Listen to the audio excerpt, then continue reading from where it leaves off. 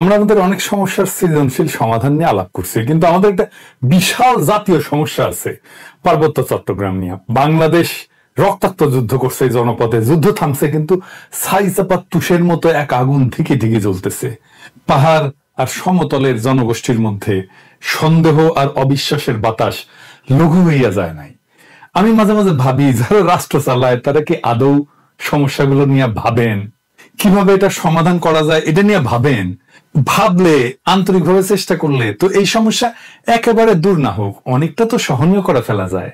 রাষ্ট্র সবসময় অপদার্থরা চালায়, তাই কখনো আমরা ভাবতেই পারি না সমস্যাকে দূর করতে হলে কি কি কাজ করতে হবে, কিভাবে সৃজনশীল ভাবে সমস্যার সমাধান করতে হবে। আজ আমি পার্বত্য চট্টগ্রাম ইস্যু নিয়ে আলাপ করব। আমার আলাপে সব সমস্যার সমাধান থাকবে না, তবে অন্তত একটা বড় সমস্যার সমাধানের বিষয়ে আলাপ করব।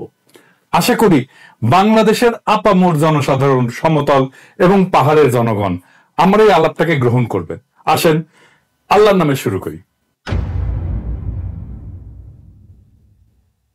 এখন আলাপ হইতেছে আদিবাসী না উপজাতি এই বিষয় নিয়ে। আমি আলাপে এখনই ঢুকবো না, একটু টাচ করব আমার এপিসোডের একদম শেষ দিকে। আমার মতে সমস্যার মূলটা এই জায়গায় না, মূলটা মূলত দুইটা জায়গায়, একটা স্থানীয় আর একটা আন্তর্জাতিক। আন্তর্জাতিক বিষয়টা আমি প্রথমে আলোচনা করব, কারণ পার্বত্য চট্টগ্রাম নিয়ে আলাপ করার সময় সেই আন্তর্জাতিক প্রবলেমটা, সমস্যাটা, যেখানে ভারত একটা গুরুত্বপূর্ণ ফ্যাক্টর, সেটারে মাথায় রাখলে আমাদের বিষয়টা বুঝতে সুবিধা হবে এবং সমাধানের পথটা ভাবতেও সুবিধা হবে। আসেন এই দুইটা বিষয় কি কি। ভারত মনে করতো যে পার্বত্য চট্টগ্রামে নাগা এবং মিজো বিদ্রোহীরা লুকায় আছে এবং তাদেরকে পাকিস্তানের গোয়েন্দা সংস্থা আইএসআই সাহায্য করে। তো এইটার পাল্টা কর্মসূচি না ইন্ডিয়া, যে পূর্ব পাকিস্তানকে দেশটার রাজনৈতিক মূল অংশ থেকে বিচ্ছিন্ন করবে। তো ভারত এইটার উল্টা কর্মসূচি নেয় যে পূর্ব পাকিস্তানকে পশ্চিম পাকিস্তানকে বিচ্ছিন্ন করবে এবং এই কর্মসূচি নিয়ে আগায় যেতে থাকে। এবং এইটা নিয়ে আগায় যাওয়ার জন্য তাদের গোয়েন্দা মানে রকে সবুজ সংকেত দেয় ভারতীয় নীতি নির্ধারকেরা। অনেক পরে ভারতের গোয়েন্দা সংস্থা র, তার কর্মকর্তা বি রমন এই সম্পর্কে বলছেন যে এই যে পূর্ব পাকিস্তান থেকে ভারতের উত্তর পূর্বাঞ্চলে আইএসআই চালানো কার্যক্রমের অবসান ঘটাইতে ইন্দিরা গান্ধী পূর্ব পাকিস্তানের বাংলা ভাষীদেরকে পাকিস্তান থেকে বিচ্ছিন্ন হওয়া এবং বাংলাদেশ নামে একটা পৃথক রাষ্ট্র প্রতিষ্ঠার ব্যাপারে সহায়তা করতে হবে এই সিদ্ধান্ত নেয়। এটা বি রমনের বই লেখা আছে। তো ভারতীয় তরফ থেকে বাংলাদেশের মুক্তিযুদ্ধের সংশ্লিষ্টতার একটা বড় উপাদান ছিল একটা বিশেষ বাহিনীকে পার্বত্য চট্টগ্রাম দিয়ে অপারেশনে পাঠানো। এই বিশেষ বাহিনীর নাম ছিল special frontier force. General Uban ছিল এই ফোর্সের প্রথম ইন্সপেক্টর জেনারেল। 1962 সালের শেষ দিকে এই ফোর্সটা গড়ে উঠছিল। 71 সালে এই জেনারেল উবানি ছিলেন মুজিব বাহিনীর প্রশিক্ষক। মুজিব বাহিনী কি জানেন তো? ছাত্রলীগ, যুবলীগ আর আওয়ামী লীগের যৌথ গেরিলা বাহিনী। এরা কিন্তু যুদ্ধ করেনি, আর আজকে তারা মুক্তিযুদ্ধের সিপাহসালার হয়ে গেছে। শুধু তাই না, উবান ছিল রক্ষী বাহিনীরও প্রশিক্ষক। তাইলে বুঝতে পারতেছেন তো যে ইন্ডিয়ার প্ল্যানটা কি এবং কিভাবে সে প্ল্যান গুলো সাজাচ্ছে তার আশেপাশে। এবং পার্বত্য চট্টগ্রামে যখন 71-এ চূড়ান্ত অপারেশন হয়েছিল, তখন মুজিব বাহিনী না, স্পেশাল ফ্রন্টিয়ার ফোর্স নামে ওই আনকনভেনশনাল বাহিনীকেও ভারতীয়রা পার্বত্য চট্টগ্রাম দিয়ে বাংলাদেশে ঢুকায় দেয়।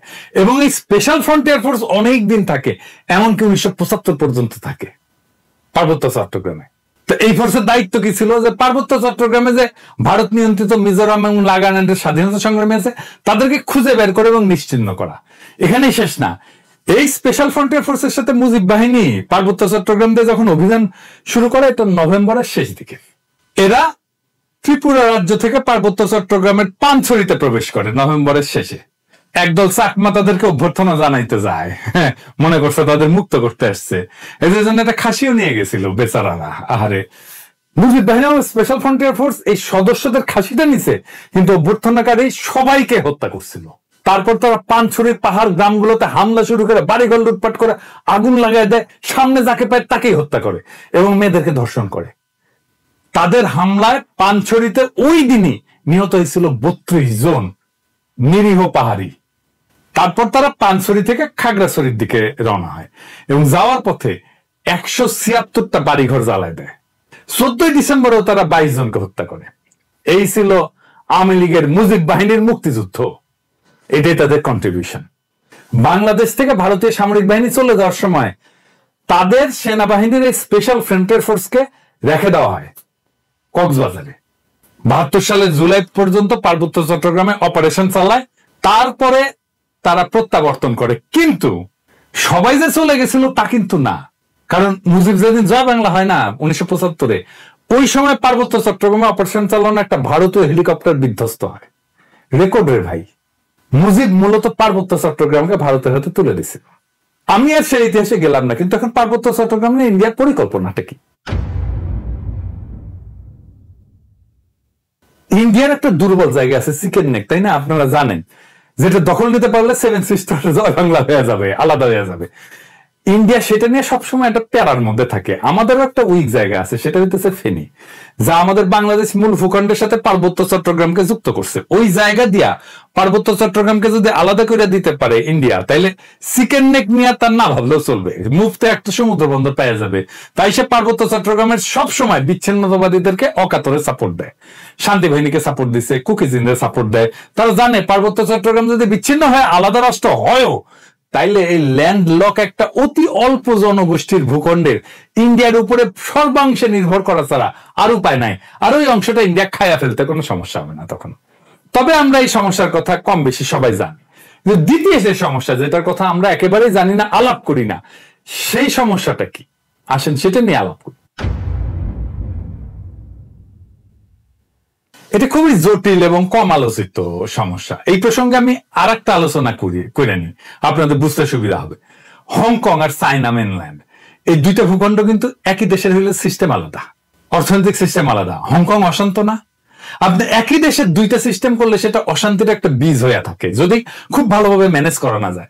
কারণ দেশ বা রাষ্ট্র একটা শরীরের মতো, এটা একটা রাজনৈতিক অর্থনৈতিক সংহতির দরকার পড়ে। ইকোনমিক সিস্টেম আলাদা হইলে রাজনৈতিক সংহতি রক্ষা করা দূর হয়ে যায়। কেন? মার্কস বলছেন যে রাজনীতি হচ্ছে অর্থনীতির একটা ঘনীভূত রূপ। অর্থনীতি যেমন, সেটাই রাজনীতি হইয়া দেখা দেয়। কথাটা খুবই সত্য কথা। একটা দেশের ইকোনমি যেমন, তার রাজনীতিটাও তেমন। এটা নিয়ে পরে আবার বিস্তারিত আলাপ করা যেতে পারে, কিন্তু আপাতত আজকাল আলাপের জন্য এইটুকু জানলেই চলবে। পার্বত্য চট্টগ্রামের ইকোনমি কি আলাদা? হ্যাঁ, আলাদা। ওদের ইকোনমি ভূমি নির্ভর। ওদের বর্তমান ভূমির মালিকানা ব্যবস্থা খুবই জটিল এবং বহুমুখী একটা কাঠামোর উপর প্রতিষ্ঠিত, যা ঐতিহাসিক, সামাজিক, সাংস্কৃতিক এবং প্রশাসনিক অনেকগুলো কারণের মিশ্রণ। 3টা স্তরে এদের ভূমি ব্যবস্থাপনা। 1 নাম্বার, ঐতিহ্যবাহী ভূমি মালিকানা ব্যবস্থা।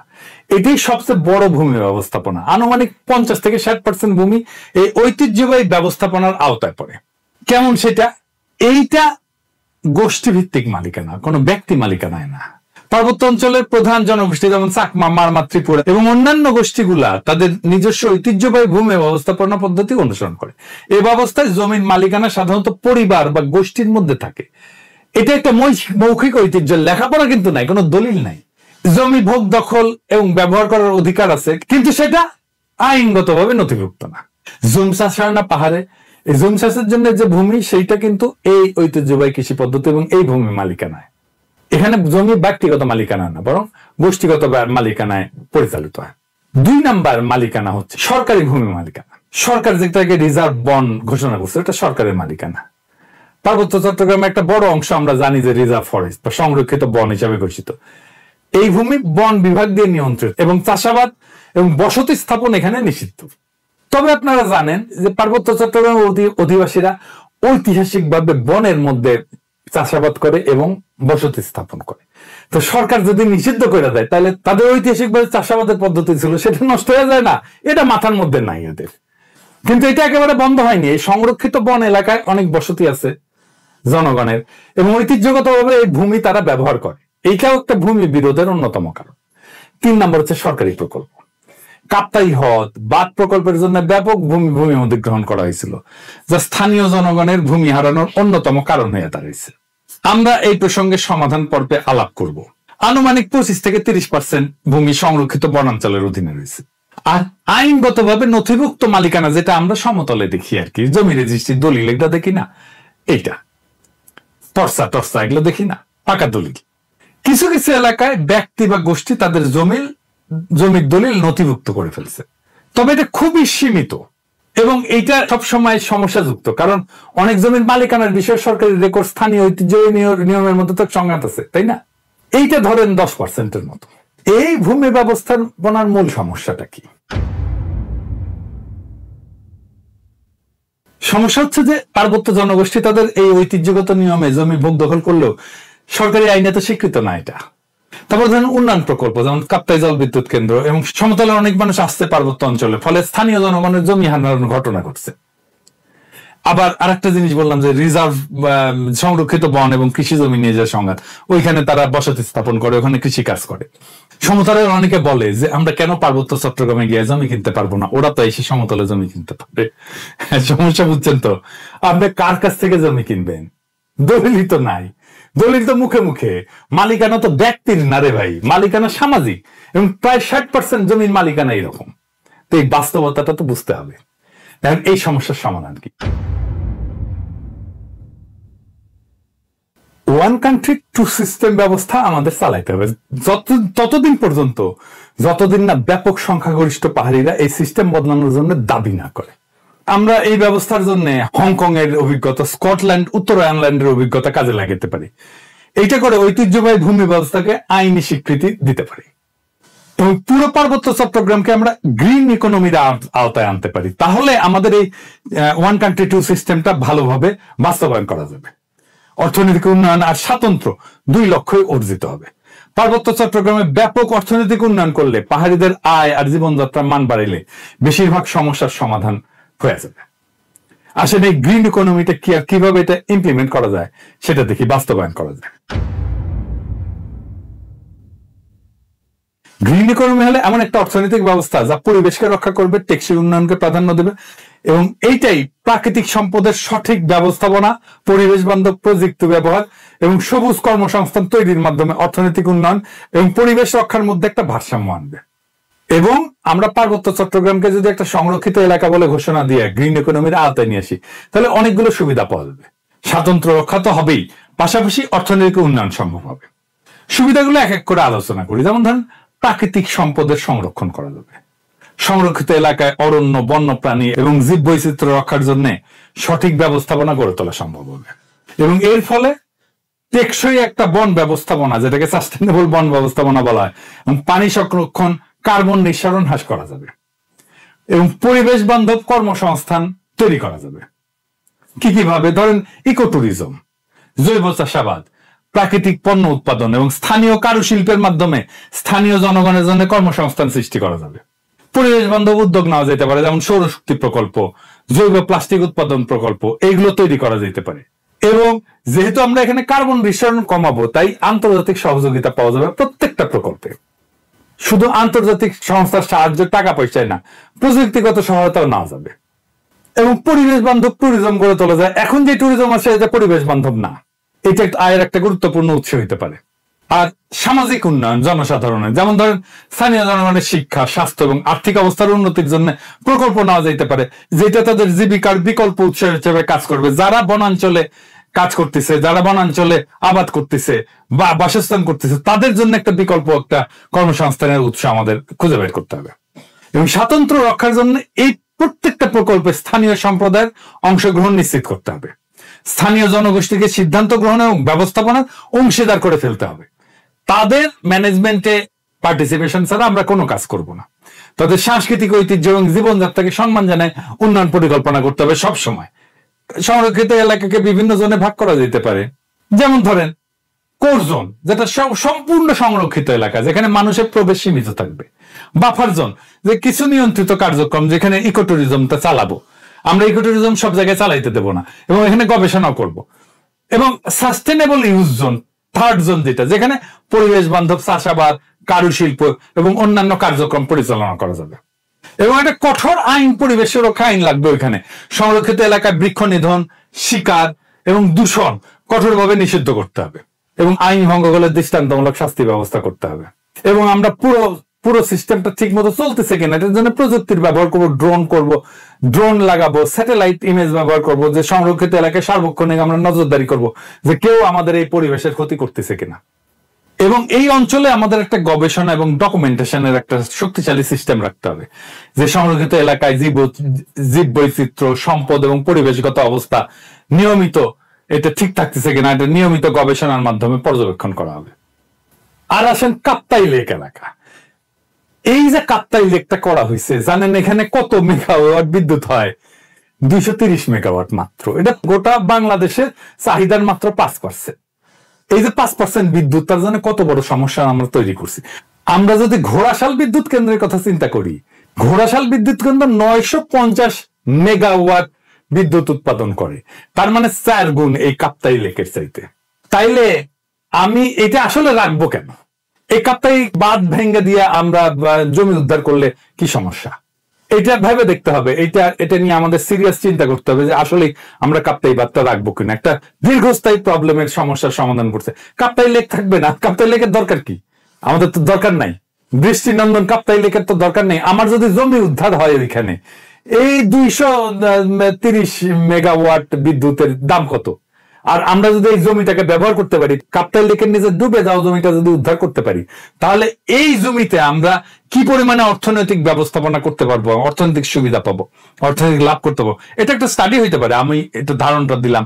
যদি মনে করে যে স্টাডি করে যদি দেখা যায় যে ওইখানে অর্থনৈতিক সুবিধা যেটা সেটা অনেক অনেক বেশি এই কাপ্তাইয়ের 230 মেগাওয়াটের বিদ্যুতের চাইতে, তাহলে কাপ্তাই বাঁধ আমাদের রেখে লাভ কি? এটা ভেঙে দেওয়া যেতে পারে। আমার মনে হয় যে কাপ্তাই বাঁধ যদি ভেঙে দেওয়া যায় তাহলে আমাদের বেটার ইকোনমিক বেনিফিট আমাদের আসবে।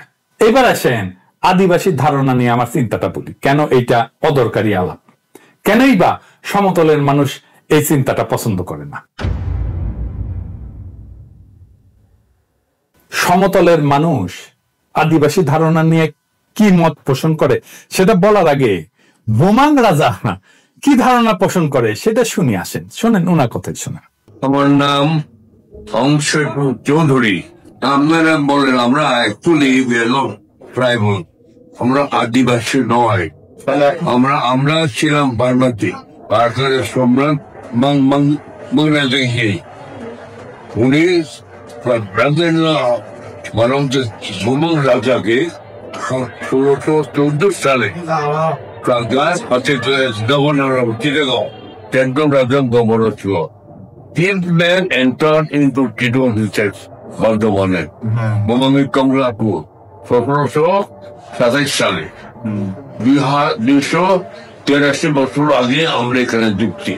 এই যে ইন্ডিজেনাস বা আদিবাসী শব্দটার অর্থ হইল এমন জনগোষ্ঠী বা সম্প্রদায় যারা কোন নির্দিষ্ট ভৌগোলিক এলাকায় ঐতিহাসিকভাবে বসবাস করে আসতেছে, যারা সেই এলাকার আদি অধিবাসী এবং যাদের ঐতিহ্য সাধারণত ঔপনিবেশিক বা আধুনিক জনগোষ্ঠীর আগমনের পূর্বে গড়ে উঠছে। সহজ বাংলায় বললে ওই অঞ্চলের আদিবাসিন্দা। রেড ইন্ডিয়ানরা যেমন আমেরিকার আদিবাসিন্দা, আপনারা তো সেটা না পাহাড়ি ভাইরা।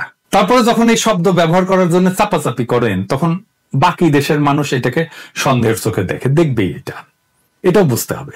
তারা জানে আদিবাসীরা যদি দাবি করে যে তাদের মানবাধিকার লঙ্ঘিত হচ্ছে, তাহলে আন্তর্জাতিক সম্প্রদায় তাদের আলাদা রাষ্ট্রের দাবিকে সমর্থন জানায়, সেই দাবিকে মেনে নিতে বাধ্য করতে পারে। আর আপনাদের তো জুম্মোল্যান্ড সংক্রান্ত দাবি আছেই, আর ইন্ডিয়ার তো ফুসলানো আছেই, তাই না? এবং ইন্ডিয়া তো চায় এটাকে আলাদা করে নিয়ে একটা আলাদা তাদের মধ্যে খেয়ে ফেলতে। তো সন্দেহ তো যৌক্তিক। আপনারা যদি মনে করেন আদিবাসী শব্দটা আপনাদের আলাদা সুবিধা দেবে, আপনি বাংলাদেশ রাষ্ট্রের কাছে চান সেই সুবিধা, তাইলে আলাপ তো করা যেতেই পারে ওইটা নিয়ে। কিন্তু সে আলাপে না যায় যদি বলেন দেখিস আকাশে কি সুন্দর চাঁদ উঠিছে, তাহলে হবে?